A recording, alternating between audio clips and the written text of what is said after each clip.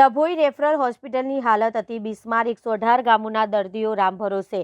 ડભોઈ તાલુકાની આસપાસના 118 ગામો માટે જે હોસ્પિટલ એક સમયે આશીર્વાદરૂપ ગણાતી હતી તે આજે પોતે જ બીમાર હાલતમાં હોય તેવું જણાય છે। હોસ્પિટલના અંદાજે 10થી વધુ રૂમો કંડમ બિનઉપયોગી જાહેર કરી દેવાતા હજારો દર્દીઓ ભારે હાલાકીનો સામનો કરી રહ્યા છે। ભયના ઓથાર હેઠળ સારવાર।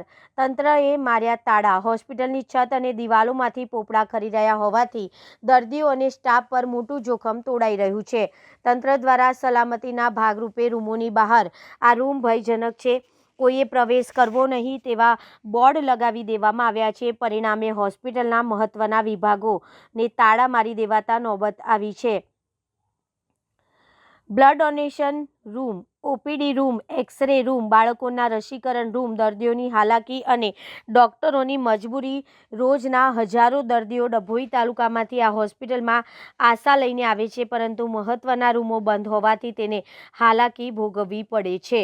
ડોક્ટર પણ પોતાની ફરજ નિભાવવા માટે અન્ય જગ્યાએ બેસીને કામ ચલાઉ વ્યવસ્થા હેઠળ સારવાર આપી રહ્યા છે। મુખ્ય માંગણી તંત્ર દ્વારા વહેલી તકે આ બિલ્ડિંગનું રિપેરિંગ કામ શરૂ કરવામાં આવે અથવા તો નવું આયોજન કરવામાં આવે, જેથી ગરીબ દર્દીઓને સમયસર અને સુરક્ષિત સારવાર મળી શકે।